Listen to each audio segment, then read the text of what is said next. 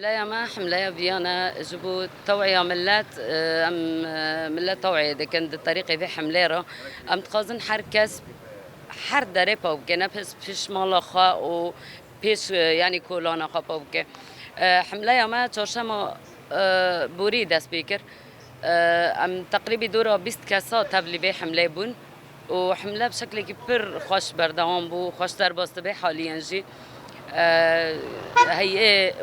هي بلدية وهيئة البيئة بشكري ماكر أمان سباس دكن هيروجي ما بروسورات خطاب كرن جبوكو أم ريب بروسورات را أم لا توعية بكن مثلا أم بيجن فرنهنا أم بيجن مطعمهنا أم ناخذ وجه مرات في شوية داري وانو فيطانا زيدا بلند ببن جبر نساقي که و يعني جوالاتي مرة يعني أم بيجن نخاشة أم تخازن پاک بمینه از ملت کومانی گیشکا تخازن تبلی ما ببن ام گیب دستک بن جبر ولات ما ولات شهیدانه ولات کو کدایی تجاری نابگه مار بمینه هر دبر لازم پاکش بمینه بالنسبه حمله ما راجی حمله ما بردوامه از بتانه بمینم از ناسکنم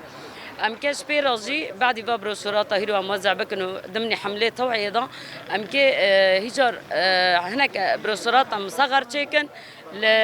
لطريق فرنيرا د رابطين يمكن بشنا مالايا بيفي مع حركز مره تجاوب به حركز كبه كولانا وقت ما يعني معقول سباده حمله مي ساعات فلانه حركز خبر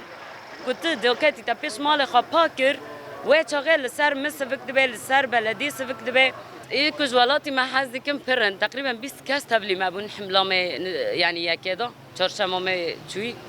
النهاجي والله معني بروسورات اللي اما قال لك حاسكم تبلا ما ببن يعني امنين اقبال برهي الحمد لله چهارشنبه تجي موعظه كما هي ساعات حيشتي الصبح بيبي ما جي تبلي ببن ام طريقي ورا ملات رود بيجن ام ديم قربانه وحيرانه وتبلي ببن جبر بوالطان نابن وفيطلع عرضي ورن يعني بمنن شنو يبانو فيطان وانا ام بقولكن ام داس خب هفدم بقولو قبكن خاص بكن